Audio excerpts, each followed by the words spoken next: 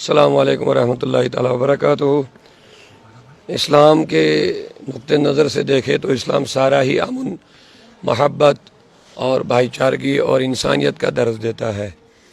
اسلام ہمیں یہ سکھاتا کہ ادنا سے ادنا تکلیف بھی کسی انسان کو بلا وجہ دینا انتہائی بہت نازک چیز ہے، بڑا گناہ ہے اور قابل سزا ہے۔ اسلام اس کے لیے کہتا ہے، لہذا ایسڈ پھینکنا یا چاقو سے کسی پر حملہ کرنا یہ انتہائی قابل مذمت ہے، جس کی جتنی مذمت کی جائے کم ہے۔ اور جہاں تک جرائم جو بڑھ رہے ہیں، اس کی مین وجہ یہی ہے کہ ہم اسلامی تعلیمات سے دن بہ دن بے خبر ہوتے جا رہے ہیں، بیگانہ ہوتے جا رہے ہیں۔ اسلامی تعلیمات ہی ایک ایسی تعلیم ہے جو ہمیں محبت، انسانیت، بھائی چارگی کا درس دے گی اور ایک دوسرے کا دکھ درد ہم سمجھیں گے۔ ڈاکٹر اقبال نے فرمایا کہ درد دل کے واسطے پیدا کیا انسان کو، ورنہ طاعت کے لیے کم نہ تھے کروبیاں۔ لہذا عبادت ضروری، نمازیں اہم چیز ہے، لیکن سب سے بڑی اہم چیز وہ انسانی ہمدردی ہے، انسانی تحفظ ہے۔ اسلام رسول اللہ صلی اللہ علیہ وسلم کی بارگاہ میں سوال ہوا کہ مومن کسے کہیں گے، تو میرے آقا نے فرمایا مومن وہی ہے جو ہر ایک دنیا کے انسان کے مال جان کا محافظ بنے، نگران بنے، حفاظت کرے، اس کے مال کی، عزت کی، آبرو کی، خون کی حفاظت کرے۔ تو لہٰذا جہاں اسلام یہ محبت بری تعلیم دیتا ہے، وہاں ہم اسلام کی تعلیمات سے دور ہو رہے ہیں، اور اسی وجہ سے جرائم بھی بڑھتے جا رہے ہیں۔ خاص کر مسلم سماج میں یہ انتہائی نازک اور خطرناک مسئلہ ہے، کیونکہ ہمارے پاس قرآن ہے، اللہ کا دیا ہوا نظام ہے، پیغمبر اعظم رہبر کامل صلی اللہ علیہ وسلم کی رحمت بری تعلیم ہے ہمارے پاس، جس میں اختلاف نہیں، انتشار نہیں، اور محبت ہے، اختلاف کا خاتمہ ہے۔ تو بڑے کی عزت ہے، چھوٹوں پہ شفقت ہے، عورتوں کا مقام ہے، ہر چیز آپ دیکھیں اسلام میں ہے۔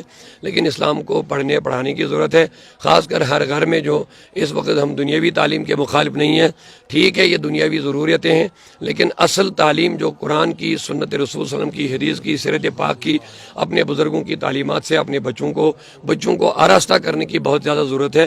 وہی ایک حل ہے، تمام جرائم کا خاتمہ ہو جائے گا۔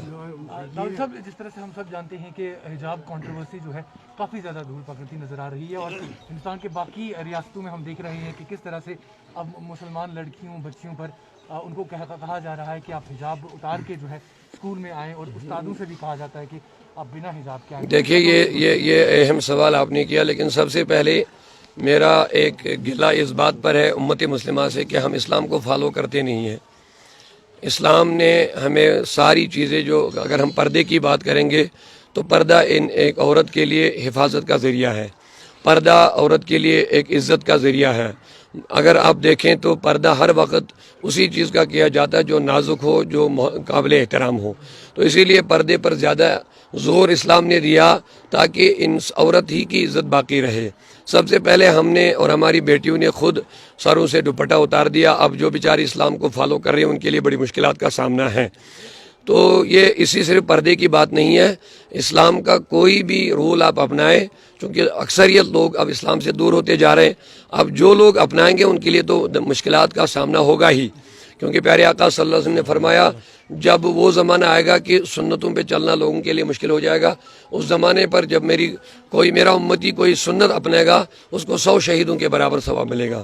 تو یہ اسی لیے ہوگا کہ مشکلات کھڑی ہو جائیں گے۔ جب بھی کوئی سنت ادا کرے کہ اسلام کے کسی رول کو اپنائے تو اس کے سامنے مشکلات کھڑی ہو جائیں گی۔ لیکن اب موجودہ جو مسئلہ ہے، اس کو صرف سیاسی رنگ زیادہ دیا جاتا ہے، اس کو سیاست کے لیے استعمال کیا جا رہا ہے۔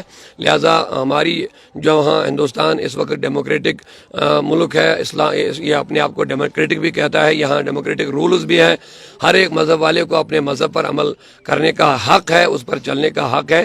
لہٰذا یہی ہماری گزارش ہے، اس کو کوئی سیاسی اس سے فائدہ نہ لیا جائے اور آپسی انتشار کو نہ بڑھاوا دیا جائے۔ اسی میں بہتری ہے کہ ہم امن کے ساتھ رہے، آپسی بھائی چارگی کے ساتھ رہے، اسی میں ہر انسان چین اور سکون کے ساتھ رہے گا۔ ڈاکٹر صاحب، ایک اور آخری سوال رہے گا۔ جس طرح سے ہم سب جانتے ہیں کہ وادی کشمیر میں جو منشیات ہے، اس کی لت جو ہے نوجوانوں کو لگتی جا رہی ہے، اور اس بیچ انتظامیہ کا یہ فیصلہ کہ یہاں پر اور شراب کی دکانیں کھولی جائیں گی، کس طرح سے دیکھیں گے آپ؟ دیکھیے، اسلام نے 1400 سال پہلے ہی میرے آقا صلی اللہ علیہ وسلم نے فرمایا کل مسکرن حرام، ہر ایک نشہ لانے والی چیز یہ حرام ہے۔ اس میں اسلام نے شراب کو بھی داخل کیا۔ اب عجیب حالت ہے کہ یہاں شراب کہ دکانات جو کھولے جا رہے ہیں، ایک طرف منشیات کو روکنے کی باتیں کر رہے ہیں اور دوسری طرف شراب کی دکانیں کھولنا، یہ ایک نہ سمجھ آنے والی بات ہے۔ نشہ ہوتا ہے، چاہے شراب کی صورت میں ہو یا کوئی بھی جو ڈرگز ہو یا کوئی بھی نشہ جو انسان کو عقل سے عاری کر دے گا، اس کے ہوش و حواس کو باختہ کرے گا، بیکار بنا دے گا۔ تو یہ اسی لیے کہ اس میں دو نقصانات ہیں۔ ایک تو انسان کا جسمانی طور فزیکلی آپ دیکھیں، چاہے شراب پیے کوئی نشہ کرے تو انسان کا جسمانی سسٹم ایک دم افیکٹ ہو جاتا ہے، متاثر ہو جاتا ہے، برباد ہو جاتا ہے۔ اور دوسرا سماجی طور آپ دیکھیں گے تو اس کے بڑے نقصانات ہیں۔ انسان بگڑ جاتا ہے، انسان کی ویلیو ختم ہو جاتی ہے، انسان کے رشتوں پر بڑے اثرات پڑتے ہیں۔ آپ دیکھ لیجئے کتنے رشتے ٹوٹ گئے صرف اس وجہ سے کہ نشے کر رہے تھے۔ آپ سماجی طور پر دیکھیں گے، آپ فزیکلی جسمانی طور دیکھیں گے، صحت کے حوالے سے دیکھیں گے تو نشہ چاہے شراب کی صورت میں ہو یا کسی کی چیز کی صورت میں، نشہ انتہائی نقصان دہ چیز ہے۔ جتنا نشہ سے ہم دور رہیں گے تو اتنا ہمارا سماج اس لحاظ سے بہتر رہے گا۔ تو میں بھی یہی امید رکھتا ہوں اور چاہتا بھی ہیں کہ شراب کی دکانیں نہ کھولی جائے تو اسی میں ہماری آئندہ نسل محفوظ رہے گی اور آنے والی نوجوان ان برائیوں سے بچیں گے انشاءاللہ عز و جل۔